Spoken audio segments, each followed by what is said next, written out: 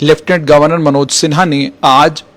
जम्मू कश्मीर के जितने भी राजनीतिक दल हैं, उन राजनीतिक दलों के जो बड़े नेता हैं, उन सभी बड़े नेताओं को आमंत्रण दिया,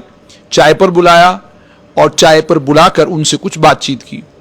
हालांकि इस आमंत्रण के बाद पीपुल्स डेमोक्रेटिक पार्टी की नेता और अध्यक्षा महबूबा मुफ्ती ने खुद तो बात नहीं की, लेकिन उनके करीबी एक साथी ने ट्विटर पर आकर एक वीडियो शेयर किया और उस वीडियो में उन्होंने ये कहा कि अगर शाम को एक बड़ी गंभीर वार्ता होनी है या शाम को एक गंभीर मीटिंग होनी है तो उस मीटिंग के लिए न्योता अचानक दिया जाना और उस दिन दिया जाना जब महबूबा मुफ्ती अपने पिताजी की कब्र पर जाना चाहती थी और उन्हें वहां जाने की इजाज़त नहीं दी गई, तो वो बात कही। उसके बाद ये नहीं कहा कि हम नहीं जा रहे हैं, लेकिन बाद में ये पता चला कि इस मीटिंग में बाकी तमाम गुपकार अलायंस जो है, बाकी तमाम लोग गुपकार के वहां मौजूद थे, लेकिन महबूबा मुफ्ती मौजूद नहीं थी। लेफ्टिनेंट गवर्नर मनोज सिन्हा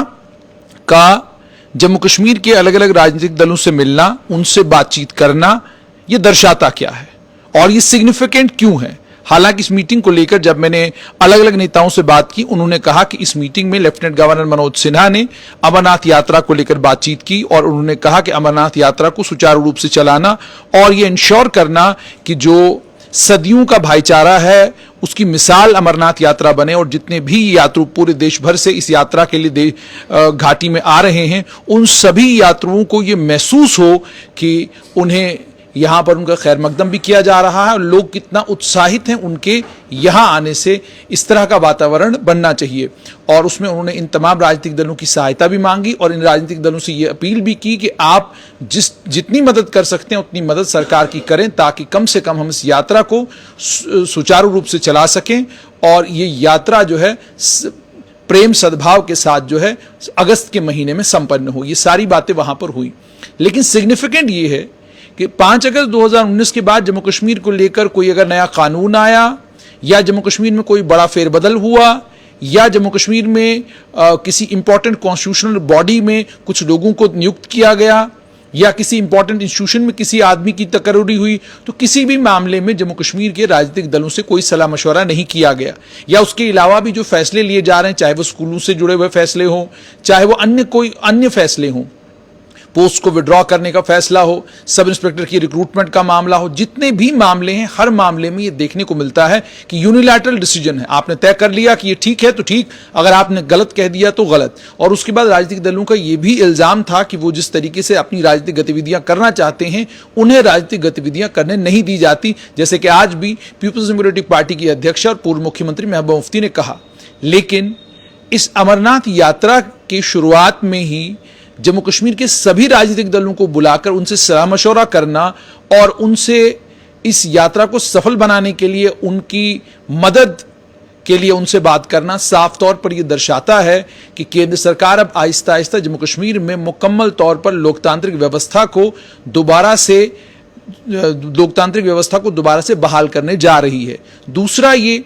कि इन सभी राजनीतिक दलों की इंपॉर्टेंस का भी पता इस बात से चलता है कि अब कम से कम इनको ऑन बोर्ड लिया गया है। हालांकि ये जो मीटिंग थी ये केवल और केवल अमरनाथ यात्रा को लेकर थी। इस मीटिंग में अमरनाथ यात्रा पर ही बातचीत हुई, इस मीटिंग में अमरनाथ यात्रा पर ही लेफ्टिनेंट गवर्नर ने फोकस किया। लेकिन इस मीटिंग में डॉक्टर फारूक अब्दुल्ला जो गुपकार की तरफ से मौजूद थे, नेशनल कॉन्फ्रेंस के नेता हैं, श्रीनगर के मेंबर पार्लियामेंट हैं,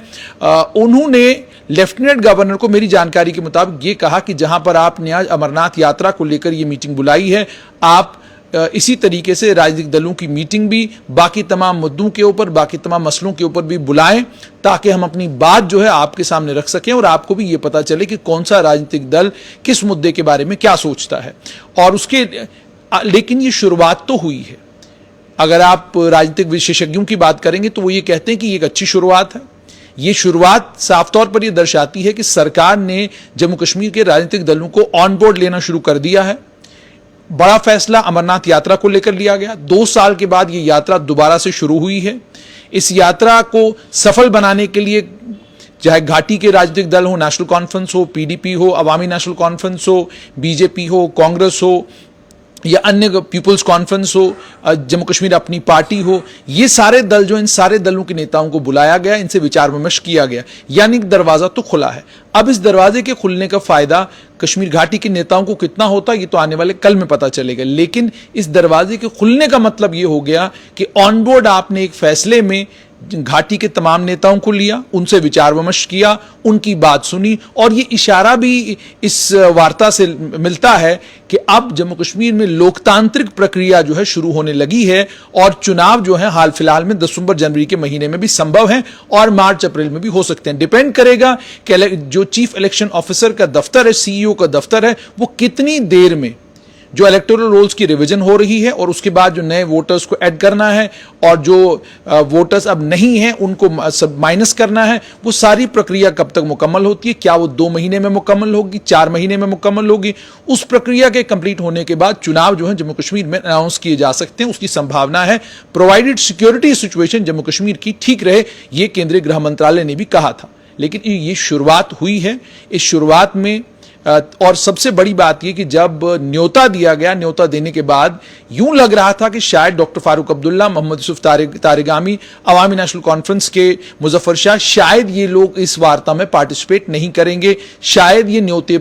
लेफ्टिनेंट गवर्नर के न्योते पर ना जाएं। और जिस तरीके से महबूबा मुफ्ती ने कहा कि आपने सुबह न्योता दिया, कहा बहुत इंपॉर्टेंट और अर्जेंट मीटिंग है और शाम को अब मीटिंग के लिए बुला रहे हैं, शायद ये लोग भी यही सब कुछ कहकर टाल मटोल करें और उस मीटिंग में शामिल ना हो। लेकिन डॉक्टर फारूक अब्दुल्ला ने बड़प्पन दिखाते हुए और पॉलिटिकल सिगैसिटी का मुजाहिरा करते हुए, उन्होंने जिस वक्त उनसे पूछा गया, उन्होंने कहा कि मुझे न्योता मिला है, मैं दिल्ली था, मुझे न्योता मिला कि मीटिंग होने जा रही है, तो मैं इस मीटिंग में शामिल होने जाऊंगा। एजेंडे का मुझे पता नहीं, वहां पहुंचेंगे तो एजेंडे का पता चलेगा। ये कुछ बातें बाकी नेताओं ने भी की, लेकिन डॉक्टर फारूक अब्दुल्ला की कीननेस कि उन्हें दिल्ली बुलाया जाए या उन्हें राजभवन बुलाया जाए, साफ तौर पर यह दर्शाता है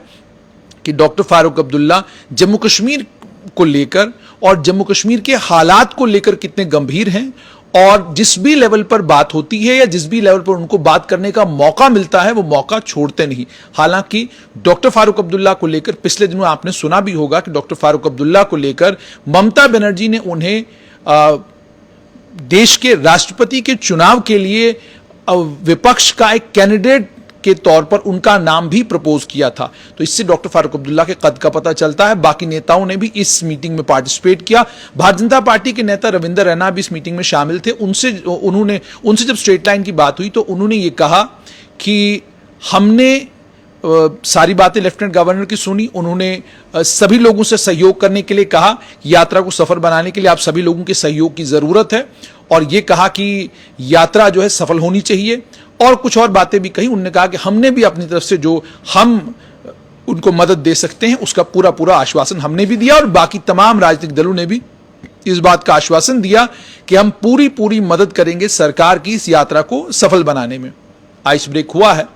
लेफ्टिनेंट गवर्नर मनोज सिन्हा ने ब्रेक किया है। अब ये देखना है कि क्या ये अमरनाथ यात्रा तक ही सीमित रहेगी ये मुलाकातें, या आने वाले कल में, आज अगर चाय पर मुलाकात हुई है, लंच और डिनर पर भी मुलाकातें शुरू हो जाएंगी।